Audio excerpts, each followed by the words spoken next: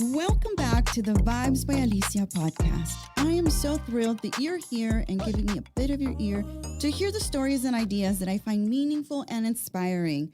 This podcast is designed to encourage all of you to be so inspirational that other people crave your vibes. This is the podcast for all of you out there that are waiting to hear information on how to create more pleasure in your life, you guys. I am so excited to be bringing to you Dr. Amir Marashi.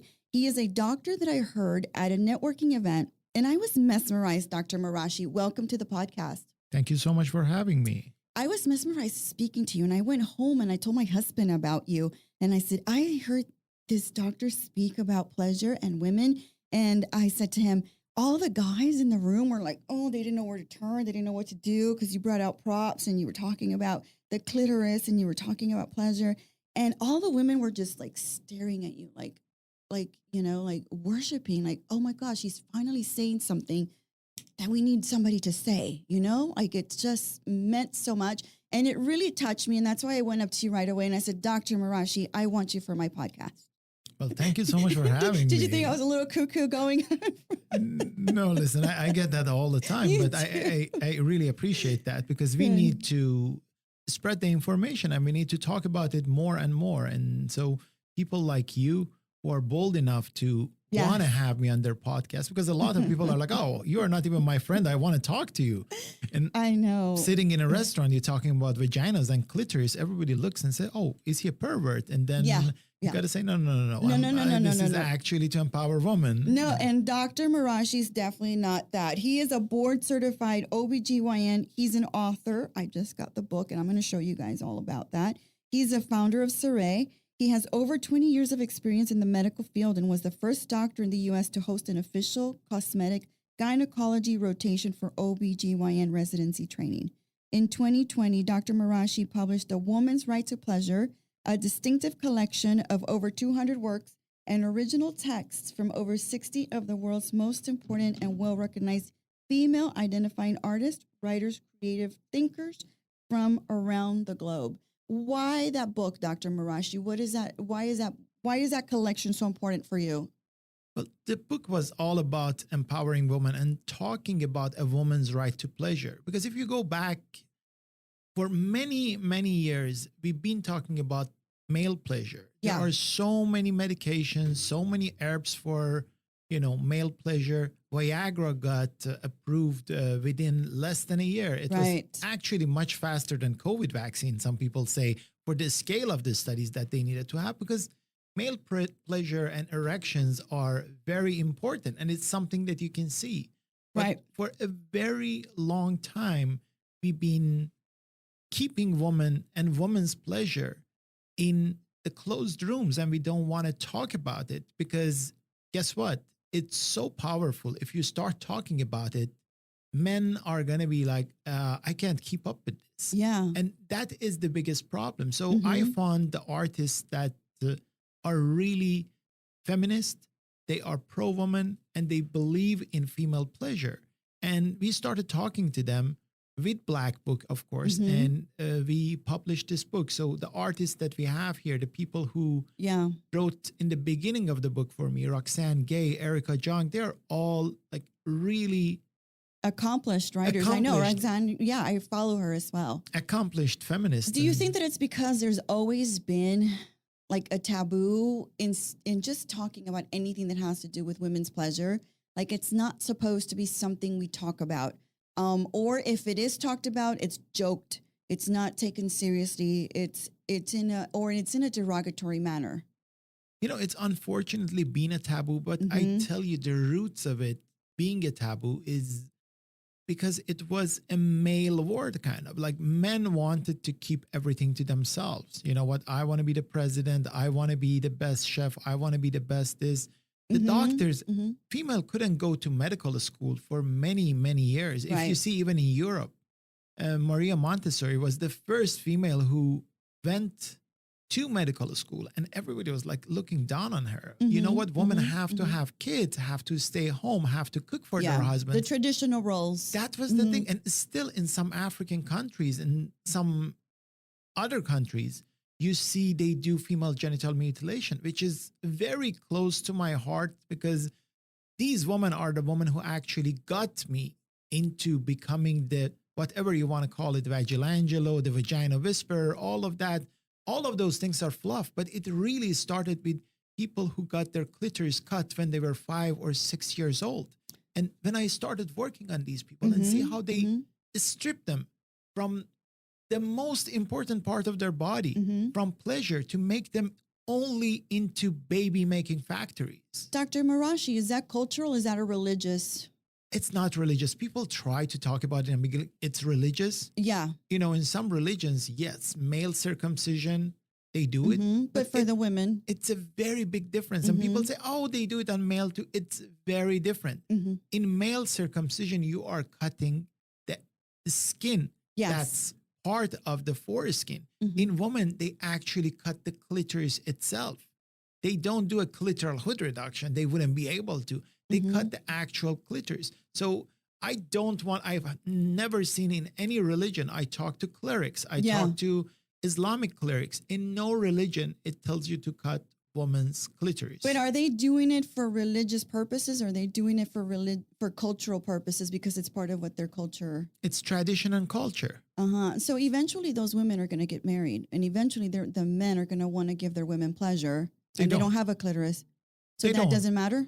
No, they don't want to give their woman pleasure. They want their woman to stay home, be a baby making factory. So that's the difference. That's the difference. Wow. That's the real oppression. So you were a gynecologist. You were going about your life as a gynecologist, an OBGYN. You have the pedigree, the medical, everything experience. But at some point you changed, you moved, you pivoted to helping women who were mutilated or women who had botched labioplasties. What led you to that pivot? Was it a particular story? Was it somebody that came into your life? You know, it started a long time even before that. I grew up watching my father doing surgeries and following him in the operating room since I was 4 years old. We lived in a hospital. So I, literally during Iran-Iraq war, I was following my dad. He's doing surgeries. They bring the casualties by the hospital, dump them with a dump truck. And I was running after my dad. I was the one who was holding the white sheets covering the people that were declared dead on the scene. Okay. So I've seen so many of these, but what brought me mostly into gynecology and helping women in this sense is that at age of 15, 16, when I was in medical school in Iran, I saw that there is a big difference on the way they are treating men and women. Men could do whatever they wanted to do. They could have as much sex as they want to have. But when they want to get married, the woman needs to be a virgin. Yes. And I started doing a lot of hymenoplasties. Which is repairing the hymen, bringing it back. Making you a virgin again. But it wasn't to make you a virgin so, things are tighter and your husband enjoys more. It was for them not to get killed on the night of their wedding. So it was very powerful for me doing that. Imagine at age of 17, 18, you start doing hymenoplasties. So when I came to US, you're in Iran at this time of your life. You see all of this happening. It changes your perspective and the way you see the world, because why are women treated this way and the men are not? Exactly. Has much changed in the country of Iran? I mean, we see so many of the protests. We see so many of the things that are coming out of Iran right now, and the women, the oppression, how they're out on the streets. We just have the story. We just talked about it. I forgot her name, but we just talked about that. Has it changed, or is it always going to be the same as long as men are still the leaders of the country? Well, it has changed to some extent. I mean, right now, nobody tells you have to be a virgin before getting married. But other things happened. You see, they killed Mahsa Amini for having her hair out. Right. That's what we were talking about. That was, and it's not really for them. Of course, every country is different, but it's not just about the men there. Even men and women who are empowered there, they are the ones who are trying to keep everything very oppressed in the name of religion. And you've seen in any kind of religion, when you want to use religion in politics, and you want to kind of use it to rule a Mm-hmm. country, Mm-hmm. you can do whatever you want to do. I mean, look at the Crusaders and look at what happened. Absolutely. The Just Inquisition. Dr. Marashi, do you find that there's a stigma against male doctors who are gynecologists or OBGYN because they say, well, what is he doing going down there? There's kind of a stigma. Like I was telling people about you coming on my show and they're like, oh, what kind of doctor does that? I'm like, he's actually a legit doctor. I feel like I have to defend what you do. Or do you find yourself defending what you do and what you provide, the service that you provide for people, for women? I feel like at this level right now, because I've seen so many patients and people have seen how genuine I am. I mean, look, I have over 70 artists that they are all feminists and they would not want to be with any other man on a book. And they came on the same book with me because they see it's genuine and it's not just about, okay, so it's business of like cosmetic. No, we are going to Haiti for days and we do surgeries on people who don't have money. I have patients from Rwanda, Somalia, and Egypt coming to me and I really, repair them. So is it possible to restore the clitoris? It is. It is to some extent. Not all of it, but it's possible to bring some of the sensation back. And remember, imagine if, God forbid, you're blind and you cannot see anything. And now there is a surgery I can do that you can be not completely blind. You start seeing some halos and then slowly you start seeing just black and white. It's much better than not seeing anything. I ask you that question because in learning about you, I realized that there's a whole, it's a full organ. And I know you brought some things to show us because it's not just one little thing. And I think we're very miseducated in this country where we really do not know unless we do self-learning and we go and we dig deep. Like when I was digging deep into what you were doing, I learned so much more. And that's why you designed pleasure objects that would be more conducive for women and not the same type, the phallic type. It was very different. So you have the moniker of the Vagina Whisperer. Tell me, who gave you that name? Where did that come from? The Vagina Whisperer started from my nurses actually in Haiti because there was a patient that, when you go to Haiti, it's not like America. Oh, who has this insurance? Who can afford? Who can't afford? Everybody lines up. They know a doctor came from America. And now after like 3 times, I had a reputation there. So we have a line of probably 300 people there. And they would wait. And if we didn't get to them, they would wait to be seen next day. So there was a woman apparently in the middle of the line. And everyone said, oh, she can go to the front. And they're like, there's no way you're going to see her. I'm like, why? They're like, in French, they're like, she smells like poop. I'm like, okay, well, let's see if we can help her. So this woman, her husband divorced her. She cannot see her kids. The whole society outcasted her because she literally smelled very, very bad, like a rotten kind of stool. And she came to the room and of course they told me, they warned me. It smelled very bad. We had to close that room for the whole day afterward. I don't have a sonogram machine that can do what I want to do with it. I don't have like a CT scan techniques, none of those. But as soon as I examined her and I saw this, I'm like, listen, she has a fistula. She has a rectovaginal fistula, meaning that her rectum is connected to her vagina. So the stool goes and sits in her vagina and starts smelling bad. And it smells so foul that nobody wants to come close to her. And they're like, no, there's no way. I'm like, I'm telling you with my exam. So the nurses didn't believe it, but I'm like, we're going to book her for tomorrow morning and we're going to do surgery on her. We did the surgery. She never smelled for another day in her life. She was so thankful. And to this day, whenever I go to Haiti, she makes me, they have this treat that it's a pumpkin soup. So she makes me the pumpkin soup. She brings bananas for me. I mean, that's all she can do. But how easily these people are dismissed, right? Nobody could have found it. And especially when you don't have the, modalities that you have here. It's not like, oh, I'm in Houston. Let me send you for a CT scan with contrast to whatever place. This is the problem. Imagine this lady lived in this situation for 6-7 years. So Unbelievable. we fixed her, and the nurses said, you know what? You are a vagina whisperer. So that stuck with me. That's where it came from. And good for her to seek help. Well, Because she didn't feel shame either. Like she knew that she needed help and there was something going on. You know, if she would have felt the way people ostracized her, she would have stayed home and just dealt with her smell. She But didn't have knew a she home. needed something. Oh, she didn't have a home. She was Oh, homeless. my goodness. Wow. Okay. So we're going to talk a little bit about, you know, and for me, you know, the reason why I also wanted to have you on is because a lot of the women that listen are women who are transitioning ourselves. Like we're in our late 40s, early 50s, heading into perimenopause, heading into menopause. So, you know, one of the things that I've heard, it hasn't happened to me yet, but one of the things that I've heard is that there's a diminishing in your sensibilities, or you're not really feeling, you know, excited as much as you used to, or you're having trouble getting excited like you used to. But I want us to tell people, and I want us to tell women that there is help, there is possibilities. You have different products. There's different things. Obviously, talk to your gynecologist, talk to your doctor.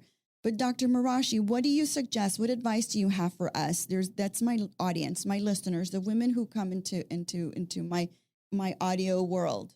So this is really important. And then if you have this, the people who are listening to this, if you can watch the video on this part, this is very important because look at my face. It used to be like this. I did not have these nasolabial folds before. What happens with it, as we get older, we lose collagen.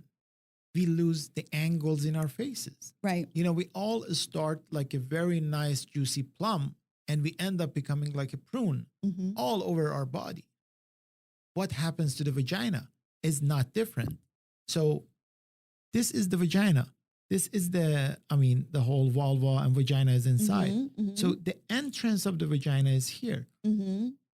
When you are younger, the normal angle of the vagina is downwards. So if you look from the side, the vagina should go down. Okay. Why should it go downwards? Because when you have intercourse and the vagina is downwards, you are actually, the penis is rubbing against the front wall of the vagina. Okay. Why is the front wall of the vagina is so important? Because the front wall of the vagina is filled with 10,000 nerves. What are those nerves? This is the actual clitoris. It's sitting around here. So these are all the nerves that you feel here. People think this little thing is clitoris that's up here. That's all we see from outside. But that's not the clitoris. The clitoris is much larger and it gets erected just like a penis. It becomes as big as a penis. Engorged, yes. So it becomes as large as a penis. So you have this all the way inside. So you really want to stimulate the front wall of the vagina. The front wall of the vagina. How do you do that? Great. When you are young, the angle is like this and everything is good. As we get older, just like the face, it starts to fall. The angle becomes flat. Okay. When the angle is flat, doesn't matter how you have the intercourse, you don't get as much stimulation on the front wall of the vagina. And what's the problem when you don't get enough stimulation, the front wall of the vagina? You don't get as good of orgasm. No, you don't get excited anymore. And when you don't get excited, for women, it's like a vicious cycle. You know what? Okay, I want to make my husband happy. Let me have sex with him. Okay, I either have to and fake they don't it, enjoy it. I don't They're not enjoy happy it. about it. So I don't want to do it again. They don't want to do it. But if you get that excited and you actually fix the angle, which there are a lot of different ways to fix it angle. And I tell people, I'm like, it's all about the angle. Once you fix the angle and you bring it back to what it was, then you have sex once, you have sex twice. You're like, wow. This is so rewarding. I want to do this more and more and more. It's like exercising, going to the gym. And I want to remind my listeners that Dr. Amir Marashi, he's on Instagram as NYC Gyno. He has tips on there on how you can make it more pleasurable, make it better. I was looking through all your videos. I went through everything. I was just like super enthralled and excited because, you know, for me, I've been married 22 years. And it's wonderful and it's great and we get along and we love each other and we're very much passionate and intimate. But if I can enhance that, if I can find a way to make my, my pleasure even higher, even better. Why not? Like, what is wrong with that? What is wrong with us taking on our pleasure and taking ownership of it and not saying, oh, it's okay. I'm fine. I'm good. I don't need more. I don't need more. Like, why not? Why not get more? If you can learn techniques, Dr.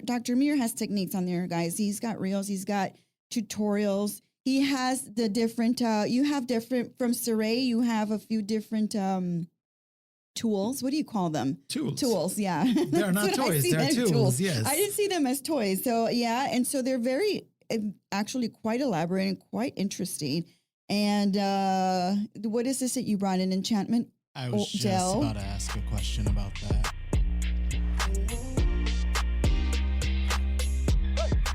Friends, I want you to meet my favorite bilingual realtor, Elmer Garcia. You all know that a passion of mine is real estate investing, and having a great realtor by your side is essential. Elmer knows the city of Houston like the back of his hand, and not only is he highly regarded by his clients, but also by the professionals in his field. I can tell you from experience that he is attentive, trustworthy, thorough, and detail-oriented. He knows what I like, y'all, and seeks out opportunities for finding the right property for me. His services range from residential real estate to commercial and investment. He will guide you the entire way, I can tell you that. You can email him at elmerg.realtor@gmail.com or call him at 832-512-5752, or you can also find him on Instagram, ElmerGarcia_real estate. And don't forget, anything real estate is his forte.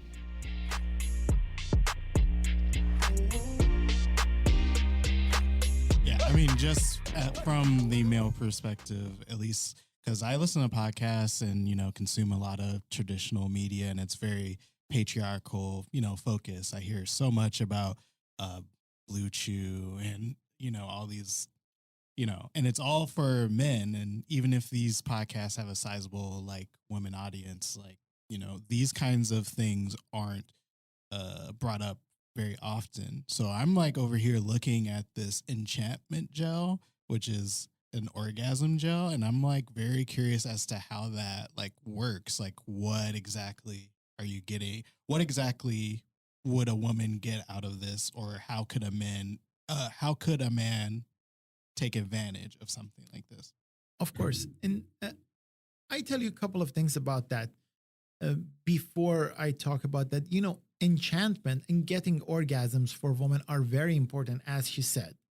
And making them better is very important, because what happens is that you go to the gym. You love going to the gym. You go for 1 hour. You get so much endorphins in your body that you want to go back tomorrow. Right. When you have a very good orgasm for women, you get 10 times to 50 times more endorphins that are your internal morphines. So guys, ladies, stop going to the gym. Don't. I'm just kidding. Stop going to the gym. Just get good orgasms. If you get a good orgasm, you're going to end up, feeling like you've gone to the gym for a good 10 hours. So I knew how important orgasms are. That's why we worked on fixing the angle, all of those. But we knew that not everybody has access to the surgeries that I do or procedures that I do. So I've been working on enchantment gel for the past 5 years. And we tried so many of my patients. I'm so thankful to them, even the victims of female genital mutilation, to increase the sensation in the clitoris. What do we have to do to increase the sensation and to actually turn women on? You want to erect that clitoris. You want to engorge the clitoris. So this is kind of like a hack. Instead of, waiting for it to get engorged with a lot of foreplay and everything that some men might lack and not be able to do it, or they're not patient enough. Even for women, when they want to masturbate themselves, put a little bit of this on the clitoris and start massaging it, and it brings a lot of blood supply.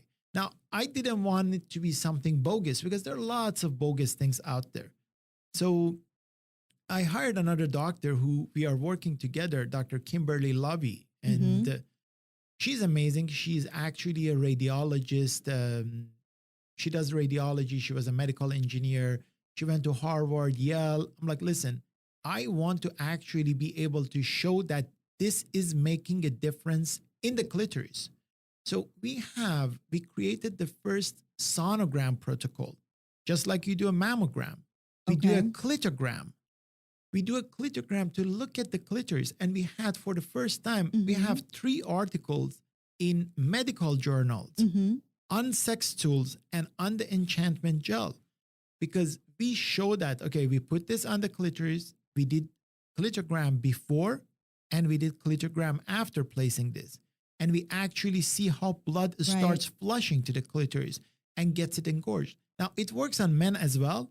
But of course, when you use it on the penis, remember, penis is not as mucosal as vagina and clitoris. So it doesn't get absorbed as much. But a lot of my friends, men, love this on the penis. A lot of them, especially the men who are, their partners are men, use it on the anus. And they're like, wow, the amount of all the erogenous parts of your body, even on the nipples, increases the blood stimulation. But that's the way enchantment gel works. That's how it works. Yeah.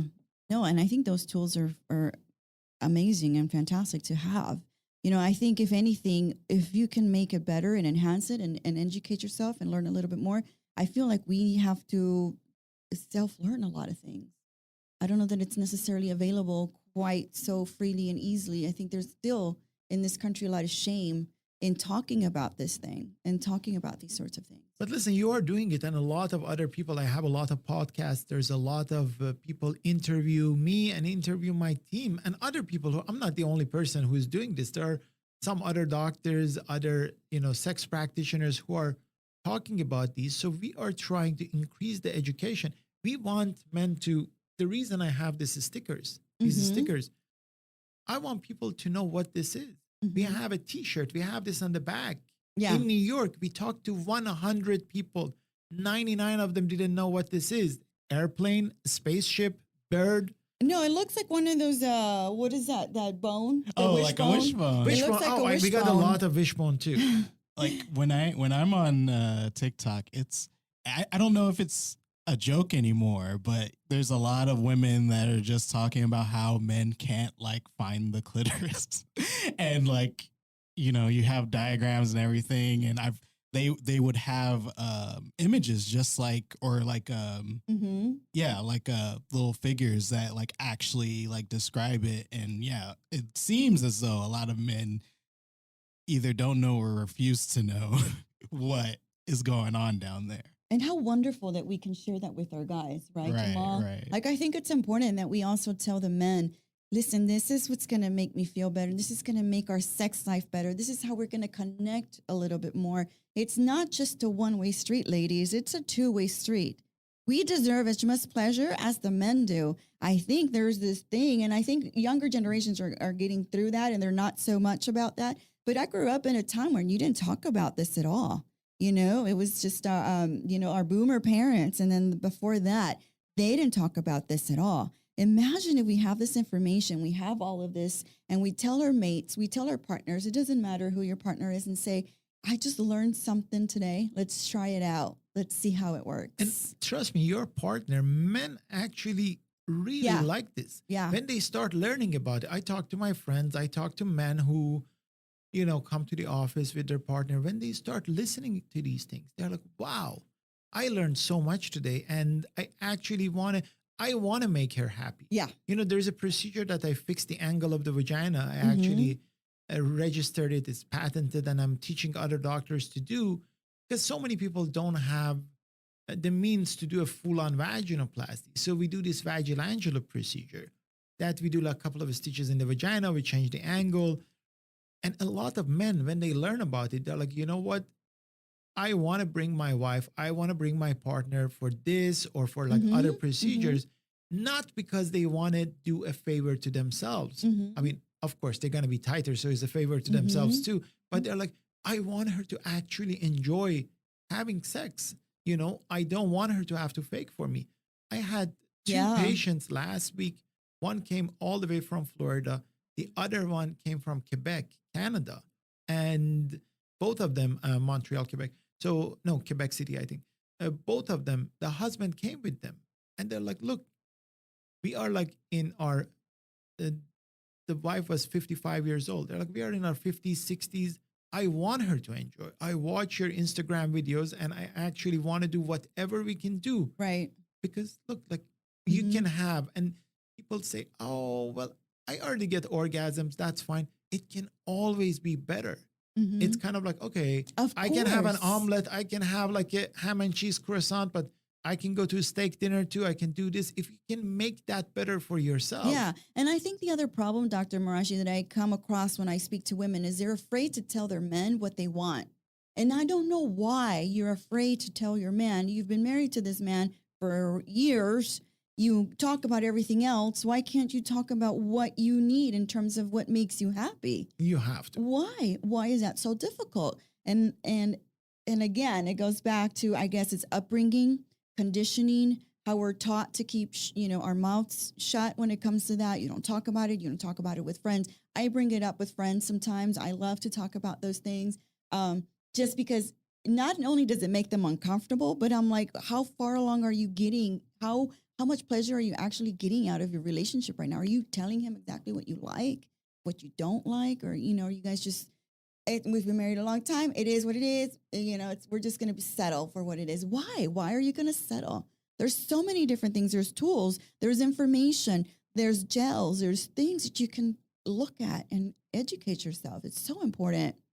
Of course. I don't know. I don't get it. I wish it was more open. No, I guess it's for getting. me, and just not be such a shameful thing. Yeah.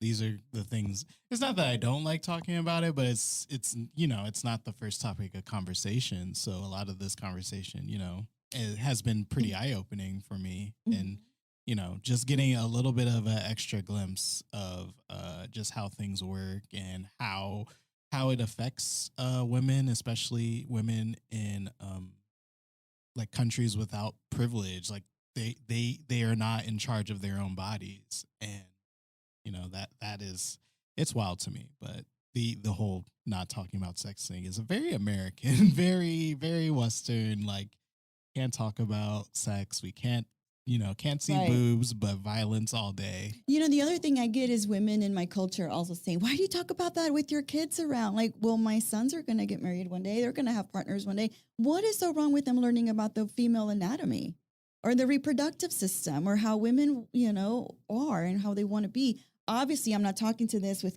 kids, but my son is 20. You know what I'm saying? Like, I don't see a problem with that, but it's sort of like, don't talk about that around your kids. No, there's no problem. And, it's not just Western. If you go to Old Latin, what happens is that this entire area is starting from here to here. In women, they call it the pudendal area. Pudendal it means the area to be ashamed of. Oh. And even if you see in Adam and Eve always covered that area by, a piece of leaf or something. So it's the area to be ashamed of. Of course, there is something very special about it. You don't want to share it with everyone. You don't want to walk naked. Right. I mean, at least we are not at that point yet. But Right. you know what? It's something very important in your body that you want to talk about it to your intimate partner.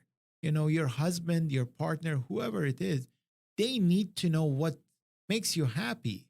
Because Exactly. for them, they are going to tell you what makes them happy. They're going to turn you around and be like, oh, you know what? I like it to be like in this position, or I want to do this, or I want to hold your hair. I want to do this. So what about you? When are women going to actually take, charge and take charge of their own body? Because you can do that. Even if he is not on the same frequency and wavelength with you, there are things that you can do to enjoy intercourse a lot better. So my Right. first question on that is, for the women that might be having trouble with bringing up like their sexual needs, or maybe they just want to have a better conversation about it. Do you have any tips for women to, go about like talking to their partners about like how they can improve their sex life, or just starting the conversation? Starting the conversation, I hear it from a lot of my patients and friends that they're like, oh, I showed one of your Instagram videos. I just share it with my Yeah. partner. I'm like, you know what? Look at this. He says it's all about the angle. And Yeah. It's so funny. This actually a very good friend of mine from many years. She's like, believe it or not, we don't call these butt plugs. We call them angle rectifier.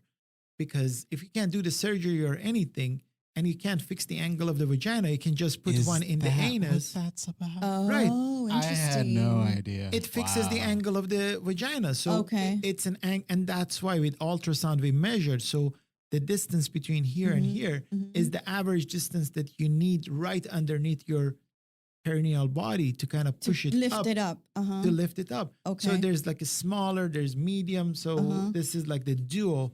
You get the small and medium. This is the starter kit. And then if you want to go really advanced, is this. And in one of the videos I was talking, I'm like, listen, even for men, the G spot, because male G spot is around prostate. And if somebody is like doing a prostate massage and at the same time they get a blowjob, so of course the man is gonna be like on fire and he's gonna enjoy it a lot more. Now a lot of men, it's like, oh, nothing goes up my butt, nothing goes up my butt.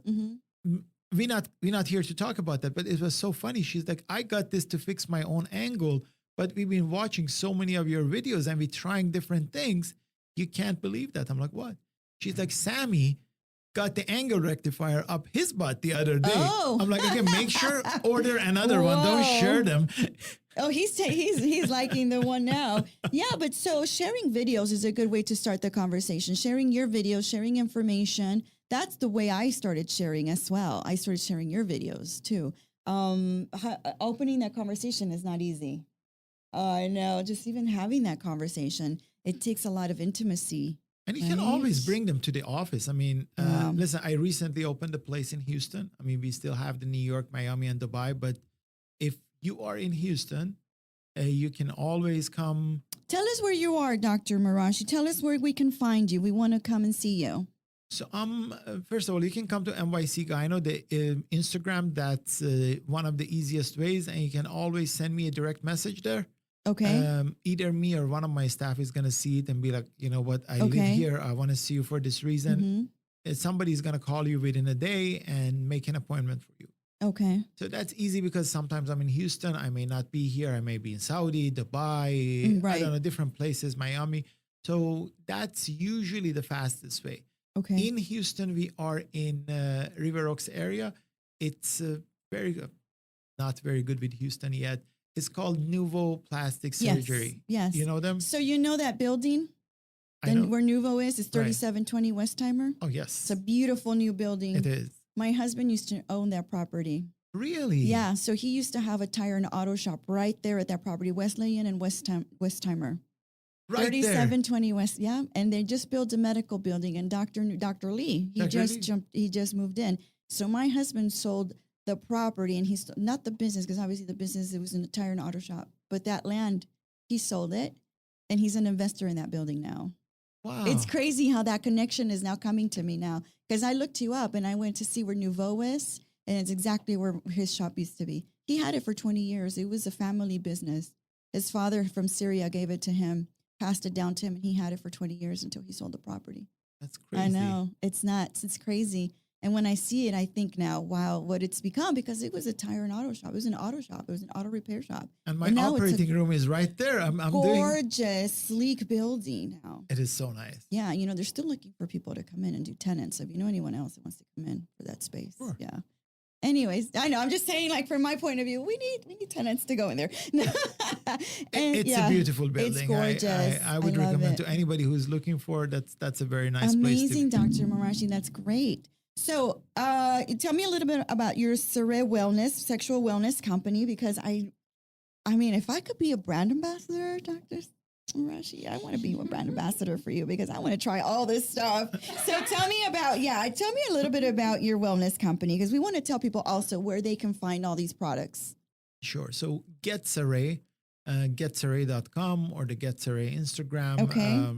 Or most of my post has some link to it as well. We started this, we started doing the research over 5 years ago, but we started the company 2 years ago, and we launched our products less than 6 months ago. And I can't believe how well people are receptive to it, because this is the first line of tools that are made and designed by physicians. If you see, there are so many things that are going in these tools. So first of all, they all are made of medical grade silicone, which my investors hated me for that because they're like, look, we getting these different prices. See how soft the silicone It is very They're like, soft. we get these prices. Why are you going for Velvety. like the highest one? I'm like, well, listen, I'm putting my name on it, and this needs to be very body friendly. So this is as close you can get to a medical silicone that you can use actually inside your body for an Okay. implant. Oh, okay. So that's number one. They're non-porous, so there's no way you get infected unless you get it dirty and you don't wash it. Exactly. And that's the reason I made them black. So our signature color is black Yeah. because as you see, there's a little bit of lint or hair or anything You can can see. see. So you have to wash them. And whatever tool or toy you use, please do wash them, because as a gynecologist, over 70% of GYN office visits are because of either bacterial vaginosis Oh. or yeast infection. And you can easily knock that balance of pH off in your vagina by Right. using a toy that's dirty. So make sure you wash them really well. That's the reason we made them black. And we basically have the anatomy in mind with all of them. This is one of my favorites. This is a spellbound stimulator. So Let me see that. let me first explain it to you. So this is something that you're gonna leave your husband for, which I don't want that to happen. I've seen this online. Oh, Yeah, really? No, yeah. I've never seen that. So this part that's inside, it vibrates and you basically stimulating the inner part of the clitoris. So imagine you have the vagina, clitoris is sitting there. So this is stimulating the inner part of the clitoris. Okay. And then you bend it to your size, and this sits right on top of the Oh. glands of your clitoris. So it's like somebody is kind of sucking on your clitoris as somebody else with a penis who has a vibrator on is actually sitting against your G zone. So you are stimulating everything at the same time. And I know. I wanted to feel it and see how soft it is, because that's one of the things about tools. They're harsh. And this is very velvety and very soft. I like it. right. So that is something that between these two, so I have people that apply this and then use that together. It just there's no going back, you know. And it's black. So once you go black, there's no going back. Yeah. Is that how it works? Is that how it is? No comment. All right. So let's follow Dr. Marashi. I am so grateful to have you, because if anything for me, it's about bringing information and education and inspiring women to just take on their own life and craft the life they wish to live and learn. And let's be out there. Let's not be afraid. Let's be bold. Let's be courageous. Exactly. That's very important. And don't be scared. No. Don't be scared, because trust me, your partner is going to love it. When you're courageous, when you take charge of your own body, you actually tell them, listen, this is the way that needs to be done. And sometimes you need some help. That's why we have the tools. Right. And that's why I call them the tools, because The tools. men need to buy it too. So our next set, we actually going to have a toolbox for men. They can come with their toolbox. Are So you the man can serious? actually use the tools on you. Yes. Oh, wow. And you know what? Your branding for your company is gorgeous. I was going to say, I love the colors. I love the Thank you. photography.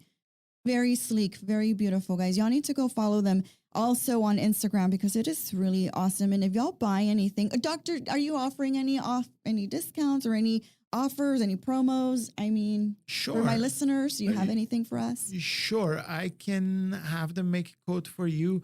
What's the name? Vibes. Vibes? Yeah. Okay, so you can do a Vibes 15. Oh, And I'm going to have perfect. them. Perfect. Vibes 15, yes. So if you wanted to purchase, you want to head over to their website. That's the promo code, and definitely they'll know that you heard him here. And you get 15% off. I love it. Thank you so much, Dr. Marashi. If anything, I think we have learned a lot today. Thank you so And much. I've come, to you, and I met you, and I'm grateful that now my audience gets to know you as well. Thank you so much. Thanks for having me. Thank you. You know what time it is.